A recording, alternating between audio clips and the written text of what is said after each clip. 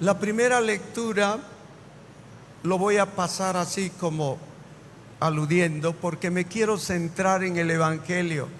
Tan cortito, pero con un significado profundo. Parece que Marcos no nos quiere decir que quiere obviar, no, más bien todo lo que hace es que profundicemos esto de las tentaciones. En la primera lectura, en el Génesis 7, está antes del diluvio y la salvación de los 8 personajes, la familia de Noé y Noé incluido. Nos dice que antes de eso había maldad, mucha perversión, exagerada perversión de la humanidad, hasta que Dios entra en escena y dice: me arrepiento. Por eso va a haber la inundación, porque no escucharon, y se salva un grupo de animales seleccionados y más la familia. ¿Qué está simbolizando esto? Más que el castigo, sino como Dios no destruye completamente a la humanidad, sino que le da una oportunidad. A eso le llamamos la alianza cósmica o alianza universal.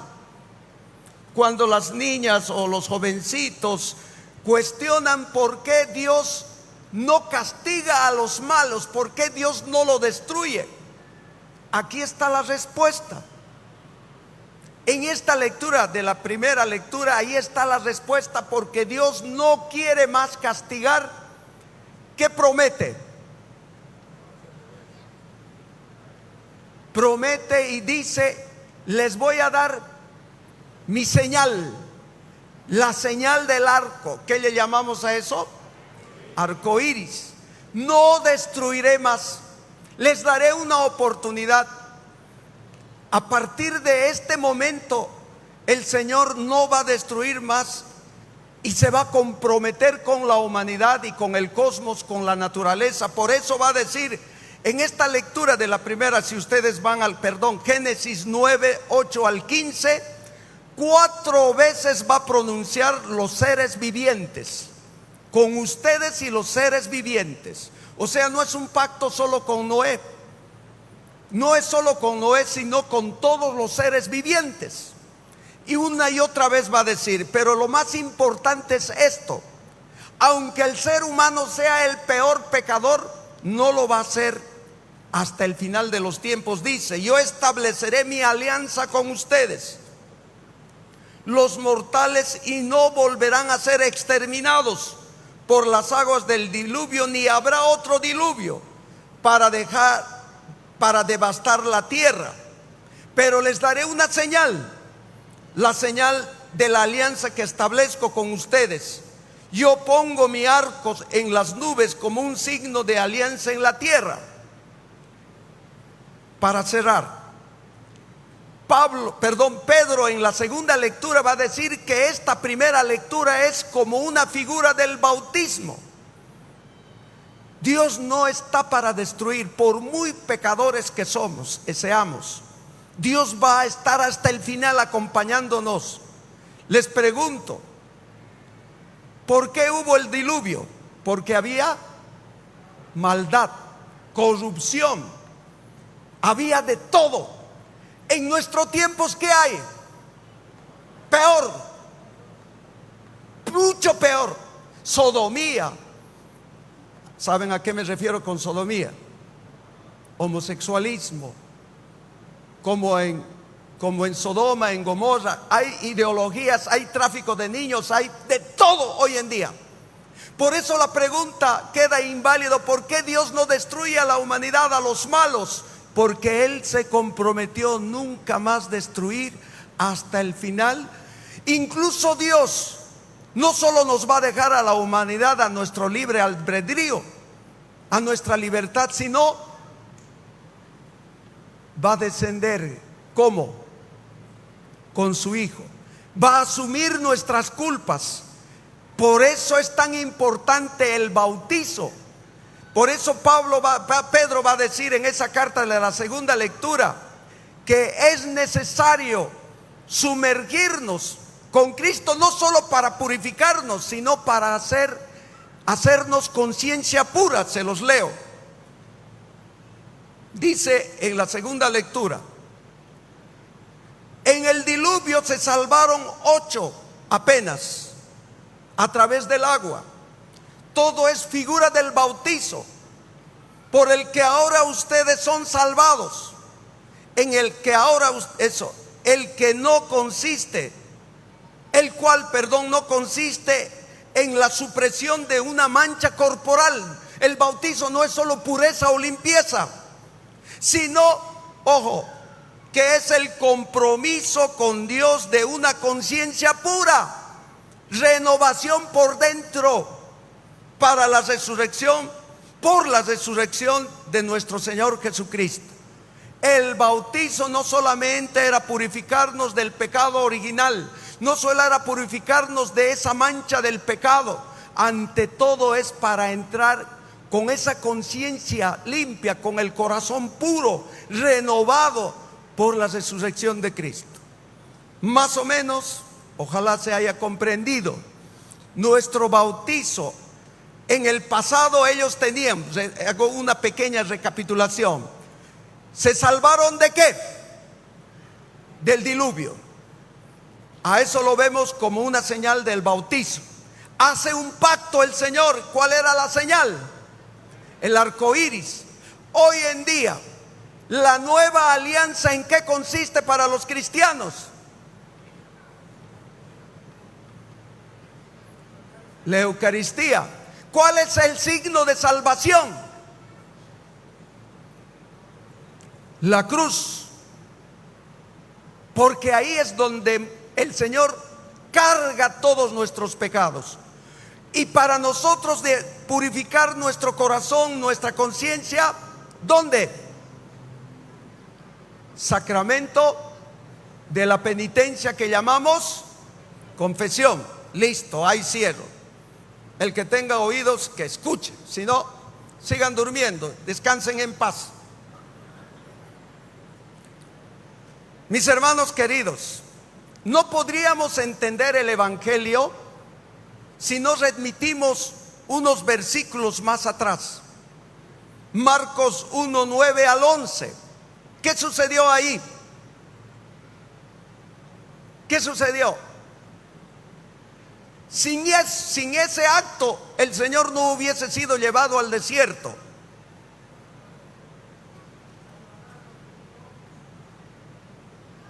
Creo que no es la respuesta. Antes de ser tentado el Señor, ¿qué pasó antes? Se bautizó. Tuvo un bautizo en el río Jordán. Él va así de cortito. Marcos 1:9. En aquel tiempo vino Jesús desde Nazaret de Galilea y se hizo bautizar con Juan en el Jordán. Así de cortito. No dice, tú primero, tú me tienes. No hay discusión, no hay diálogo. Sí, lo bautizó y punto. En cuanto salió del agua, vio el cielo abierto. ¿Quién vio el cielo abierto? Jesús. Aquí es Jesús. En cuanto sale del agua, vio el cielo abierto y el Espíritu Santo bajando. ¿Cómo? ¿A dónde? A él. Muy bien, están preparados. Hachas, han estudiado bien la clase. Excelente. Un like para ustedes.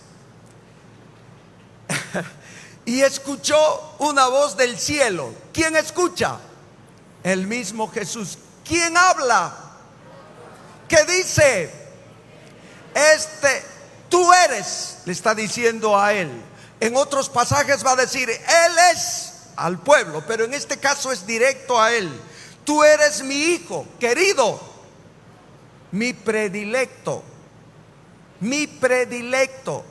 Por tanto, mis hermanos, ahí parece que Jesús está chocho. Escucha, ve al Espíritu posarse sobre él y ve al Padre que lo adula, y él está así, y de repente, ¿dónde va? Ahí entramos con el Evangelio de hoy. Ahí él diría, ay, soy el hijo, papá me quiere, qué chocho de la vida. No, ¿Dónde? Al desierto. Y ahí viene la lectura. Dice, inmediatamente, ese es Marcos. Ya. Después va a decir, inmediatamente lo siguieron a los que va a llamar. Inmediatamente se sanó, etcétera. Inmediatamente el Espíritu lo llevó al desierto. ¿Cuál? ¿Quién espíritu? Díganlo sin vergüenza. El Espíritu Santo. Cuando recibe el Espíritu Santo, el Espíritu no nos deja en el confort. El Espíritu no nos deja en el éxtasis. El Espíritu no nos deja ahí. No, a probarse, muchacho. ¿Quién eres? Parece una escena de película, dice, ¿no? Inmediatamente el Espíritu lo llevó. Otra traducción dice, lo arrebató, se lo llevó. Una escena de película de ciencia ficción parece. ¿A dónde? Vamos a ir por partes, no se apresure, por favor. Se va.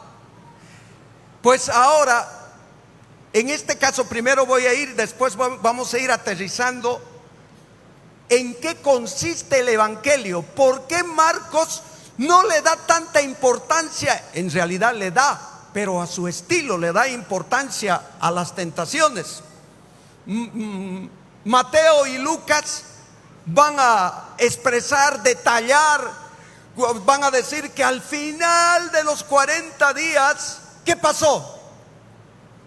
¿Qué le pasó al Señor al final de los 40 días? Estaba ya de hambre, de chaqui, de sed, y estaba cansado, ya no daba más.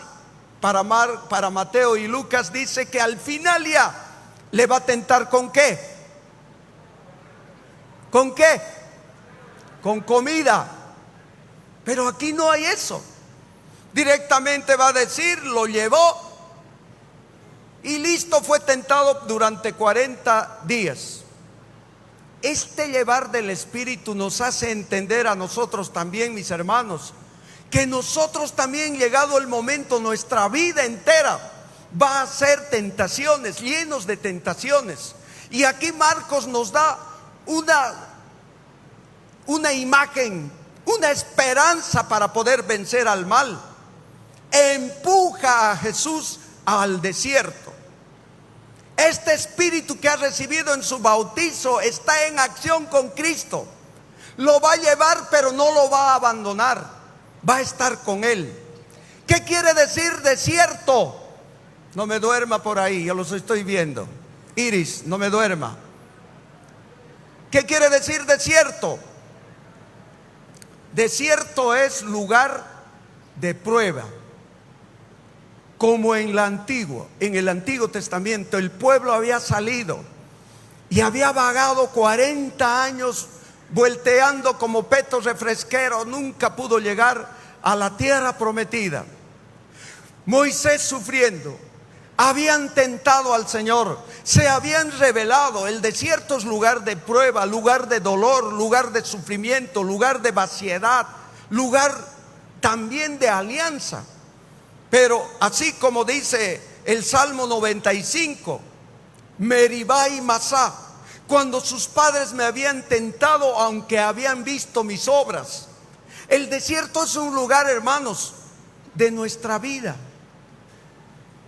Para ser sencillos, el desierto es nuestra vida misma. Bueno, para sintetizar, es un lugar teológico que cada uno va a ser probado por el mal, a ver si vencemos o no vencemos. Jesús fue llevado al desierto, como el pueblo fue llevado al desierto, pero el pueblo se rindió. El pueblo se rebeló. El pueblo se fue contra Dios, añorando las cebollas, añorando las comidas de Egipto. En cambio, Jesús no se deja ganar por el tentador. Más bien todo lo contrario, mis hermanos. Aquí viene una escena bonita que hay que tomarlo muy en cuenta en Marcos. Le lleva al desierto, no pasa hambre, está tranquilo. ¿Quiénes están a su alrededor? Primero, ¿qué dice la lectura? ¿Quiénes están? ¿Hemos escuchado o no? Le lleva al desierto, dice, por 40 días y fue tentado por Satanás. Por 40 días, o sea, siempre. No fue al último momento, no porque estaba cansado en ayunas, no, siempre. Vivía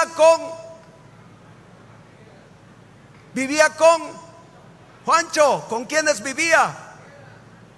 Fieras salvajes, alimañas, animales del monte, que simboliza en un primer momento peligro, miedo.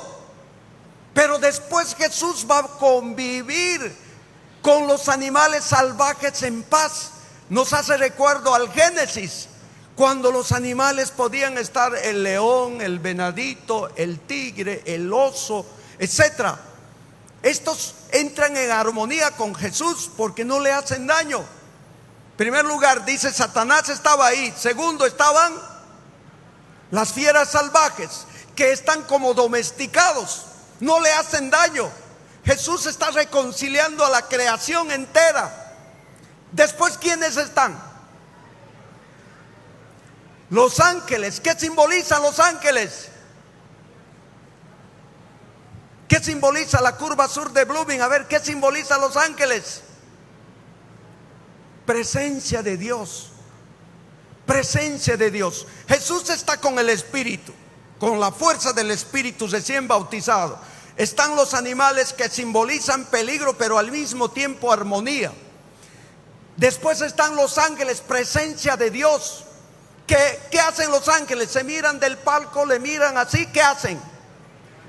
Se ponen a servirlos. No está en ayunas el Señor, no está débil, está venciendo al mal, al tentador, está venciendo al maligno, a aquel. ¿Cuál es la meta de Satanás? ¿Cuál es su meta de Satanás?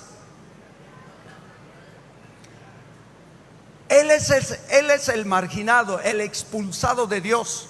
Él es el botado. Y lo que quiere hacer Satanás, de alguna manera, mis hermanos, quiere hacernos como él, que nos alejemos de Dios, él es el tentador por naturaleza, el calumniador. Por tanto, mis hermanos, ahí está acorralado Satanás. Jesús con el Espíritu, los animales en armonía con él, y los ángeles lo servían. Hasta ahí llegamos en las tentaciones. Solamente esto más, mis hermanos. Si Jesús en su humanidad pudo vencer al maligno, si nosotros estamos en unión con él, jamás el maligno nos va a hacer ningún daño. Nunca nos va a hacer daño. Por el bautismo nosotros pertenecemos a Cristo. ¿Qué quiere decir bautizo? Sumergirnos en la pasión, muerte y resurrección. Y si nosotros somos fieles y obedientes, vamos a poder vencer al maligno. Esa es una primera parte. Ahora prepárese para la segunda. Vamos con la segundita, como dice la cueca. No la segundina, por favor, casados. No, la segundita. Aquí viene el meollo del Evangelio de Marcos. La primera parte es interesante, muy profundo, todo lo que ustedes quieran. Aquí, para vencer al mal, ahora viene la otra parte, la conversión. Una vez que muere Juan Bautista, él va a entrar en escena. Él va a entrar en escena para ir a predicar. Juan Bautista fue arrestado, fue traicionado, callado, silenciado. Arrestado, dice, ahí todavía. Después va a ser matado. Ahora, cuando su primo, el último profeta del Antiguo Testamento, está encarcelado, parece que eso le impulsa al Señor a ir a predicar. ¿Qué es lo primero que dice? Ya pues, hermanos, no se me duerman. ¿Qué es lo primero que dice? No hemos escuchado el Evangelio. Jesús está aquí, vámonos. No, mentira. El tiempo se ha cumplido. el reino de Dios inicia. Él es el reino de Dios. En Él inicia una nueva etapa en que el hombre ya no va a ser esclavo, ya no va a ser sometido. En Él empieza, pero para eso, ¿qué hay que hacer? Convertirnos. Ahí quería llegar esa palabra. ¿Qué es conversión? ¿Qué es conversión, mis hermanos? Les propongo algunos puntitos. Como decía hace rato, Nicolás Steinhardt, con su librito, no lo he podido conseguir, pero he encontrado algunas partecitas ahí en San Google. El texto es Diario de la Felicidad, publicado en 1991. Él era un judío agnóstico, casi ateo. No creía en nada, era escritor, era político. Fue arrestado por el comunismo, se lo llevan y fue torturado cruelmente en las cárceles de Rusia. Y él encontró a Dios en su dolor y en su sufrimiento. Y él mismo dice que la conversión es el mayor milagro. Mis hermanos, el mayor milagro que puede haber es la conversión, el responder radicalmente a Dios.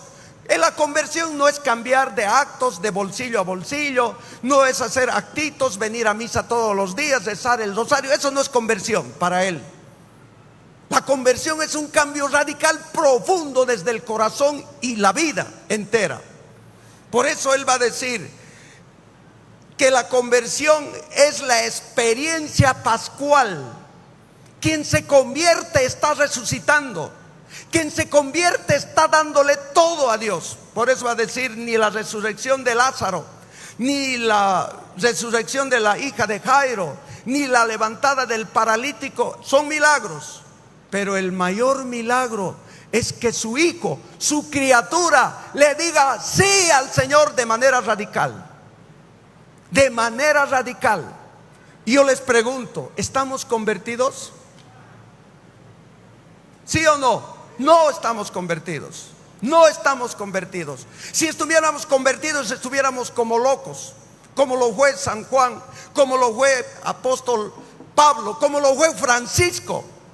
¿Saben cómo se fue Francisco de su casa cuando le dijo que se iba a retirar? Chuto. Cuando él se estaba yendo, su padre le dijo: si te vas a ir a ese lugar con esos vagos, sus hermanos de comunidad, devolveme mi ropa. Claro. Y se fue. Radicalidad. El verdadero milagro es que el ser humano le diga: sí, Señor, quiero hacer comunión contigo.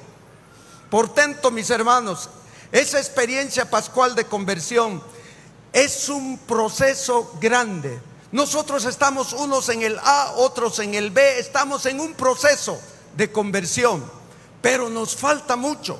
Y ahora aquí yo les digo, ¿por qué hay que cambiar? ¿Qué significa conversión? ¿Qué es lo que hay que hacer? ¿Hay que comprar libros de autoayuda? ¿Hay que solamente dedicarnos a, qué sé yo, a alabar y cantar y saltar? No. ¿Qué nos dice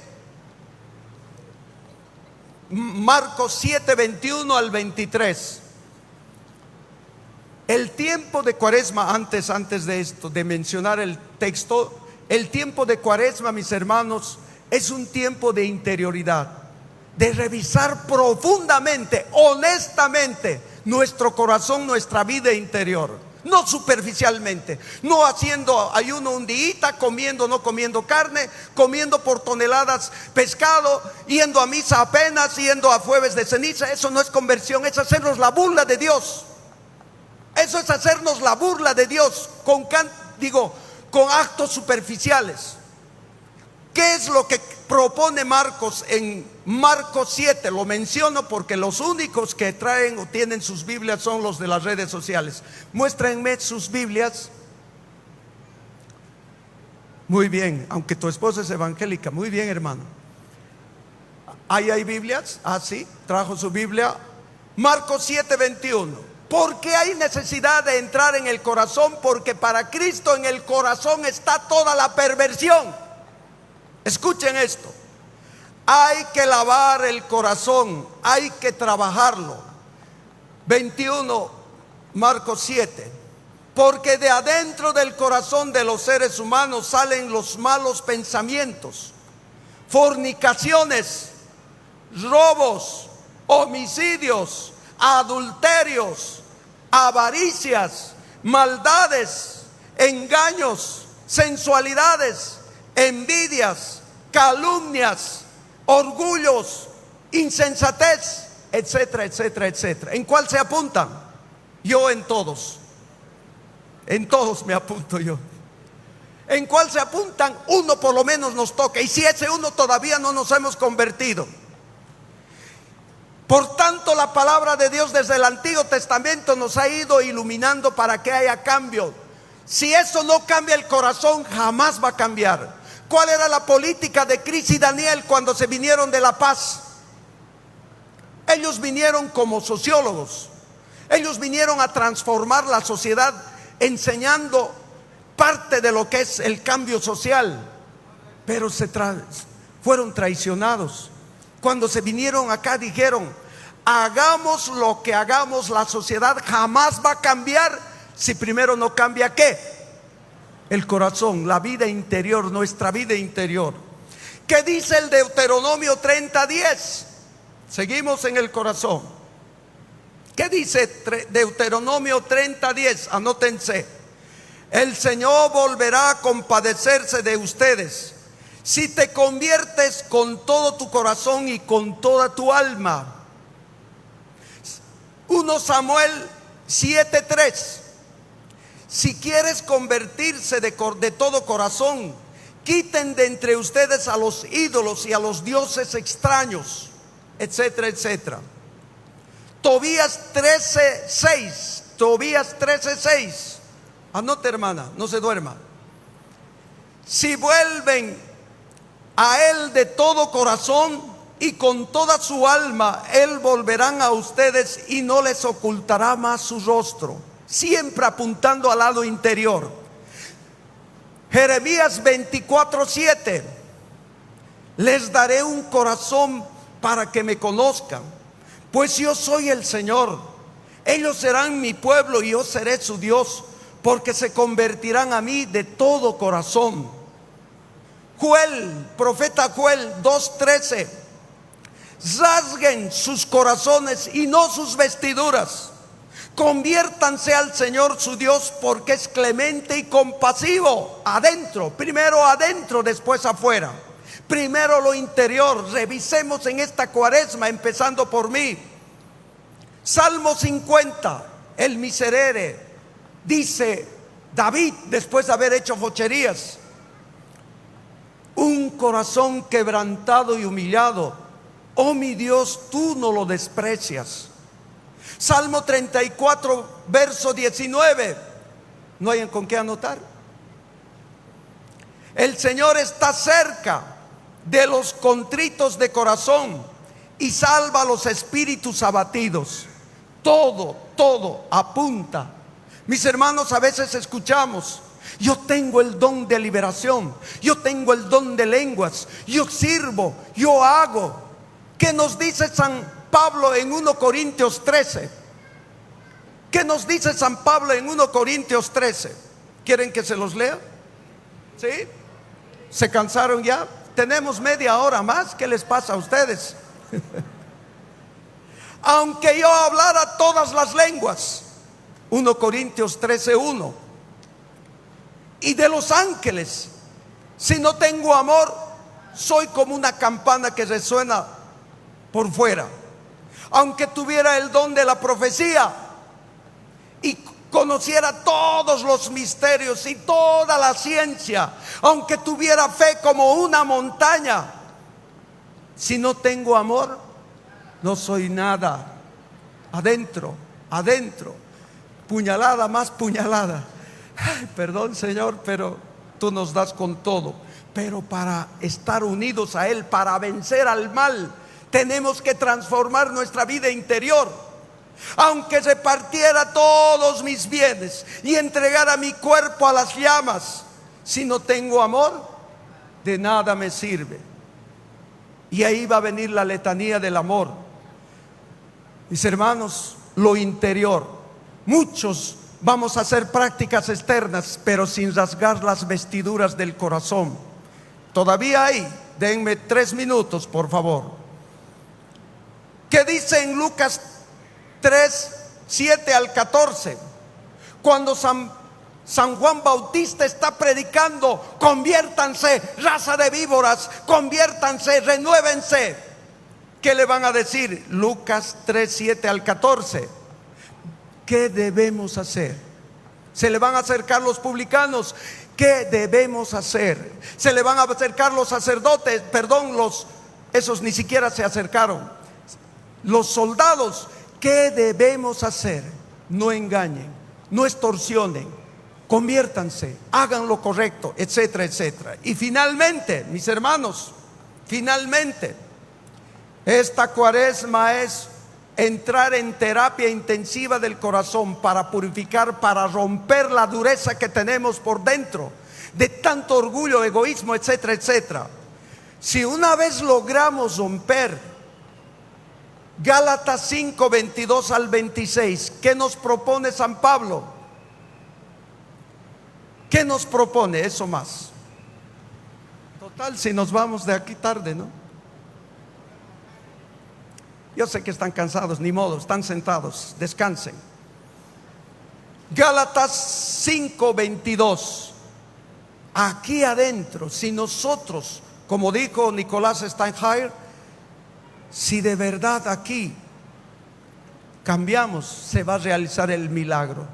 Vamos a estar en comunión con Cristo. No habrá más miedo, no habrá más nada. Como los santos, les importaba ser quemados, torturados, masacrados. No les importaba. No es porque les gustaba el dolor o eran masoquistas, sino porque ya su cuerpo estaba unido al de Cristo. Si eso logramos, entonces el fruto del Espíritu es el amor, la alegría, la paz, la paciencia, la amabilidad, la bondad, la felicidad, la modestia del propio. No hay ley que valga, etcétera, etcétera, etcétera. Por eso, mis hermanos, es tan importante apuntar. Para San Marcos, vencer las tentaciones es cambiar y rasgar el corazón aquí adentro. Que Dios nos ayude a entender, no solo en cuaresma, toda la vida, que el cambio de verdad es por dentro, no por fuera solamente. Que así sea. Amén, amén, amén.